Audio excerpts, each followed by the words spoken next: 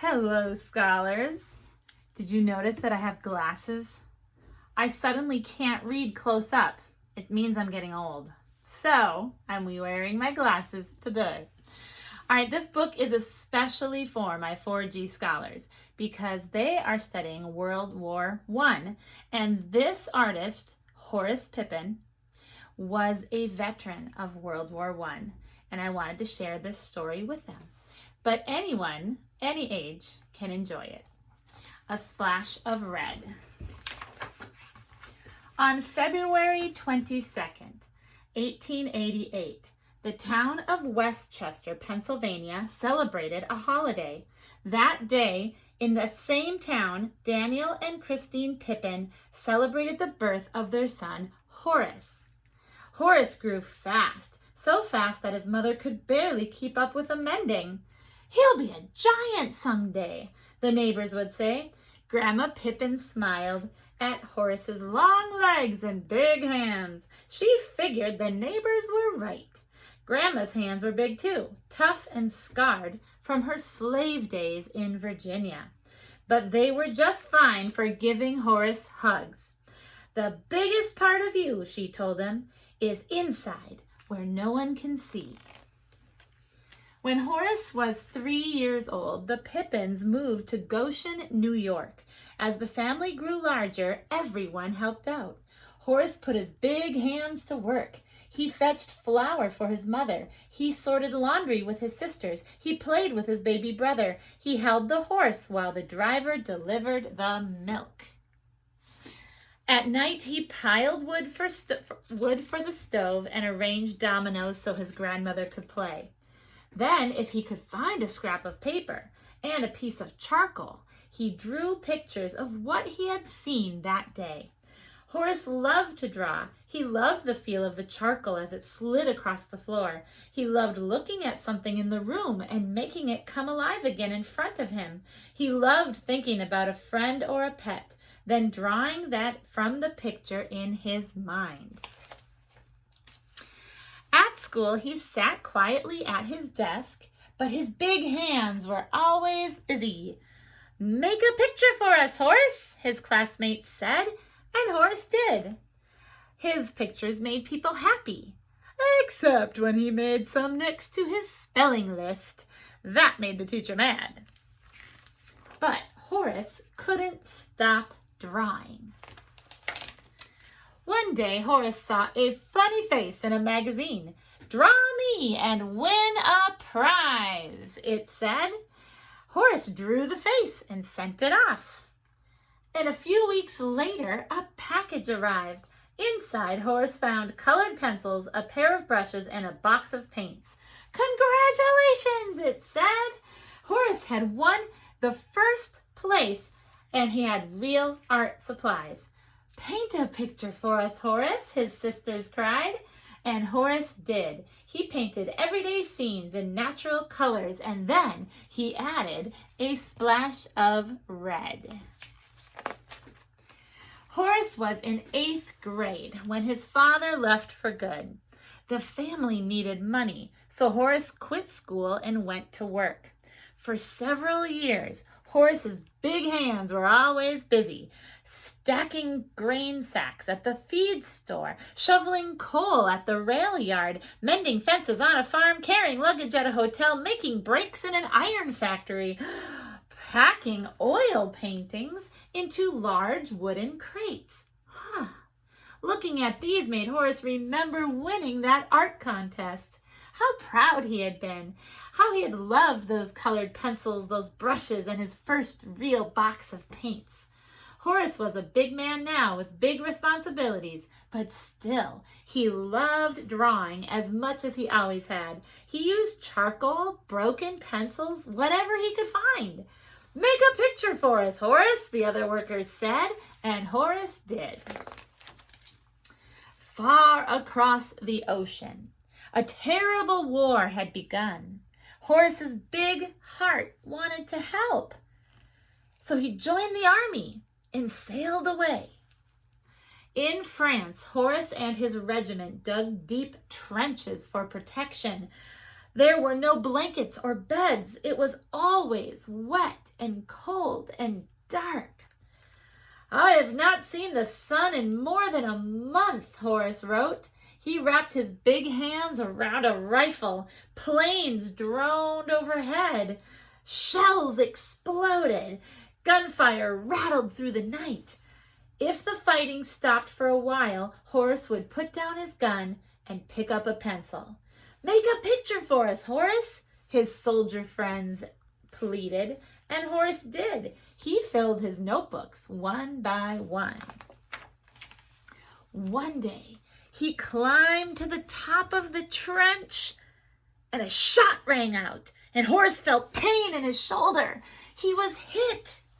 Horace was glad to be alive, but the bullet had badly damaged his right arm. When it healed, he couldn't lift it or move it the way he used to.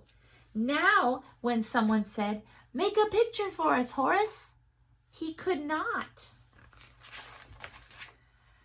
After the war, Horace came back to the United States and met Jenny Wade. Jenny was a hard worker. She loved to cook. Horace was a hard worker too. He loved to eat. It was a good match. They married and they settled down in Westchester. Horace was 32 years old and as big and strong as ever, but because of his injured arm, he couldn't find a job. "How much can you lift?" the hiring boss asked, and that was the end of that.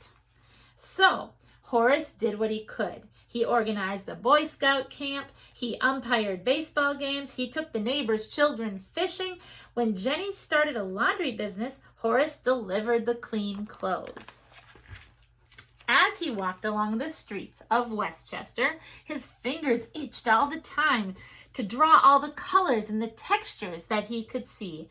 Lacy white curtains billowing in the windows, a splash of red geraniums blooming on a step, a yellow cat sprinting down an alley, deep green vines spiraling up a wall. At night, his old home in Goshen, his grandmother's slave days, and the Bible stories she had told him made pictures in his mind. He longed to draw them too, but how? His right arm was weak, and it was painful to lift. The iron poker stood by the fire, straight and tall as a soldier. Could he? With his left hand, he grasped his right wrist.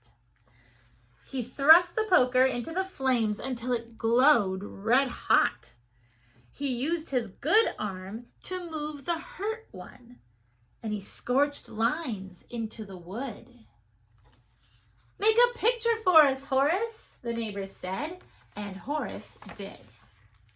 With practice, his arm grew stronger, his hand steadier. "Maybe now," he told Jenny, "I could try painting again." There was no money for art supplies, so Horace used an old brush and leftover house paint that he found in the alleys. For a canvas, he used a clean piece of cloth. He used 100 layers of paint. He decorated the frame with tiny sculptures. 3 years later, he finished.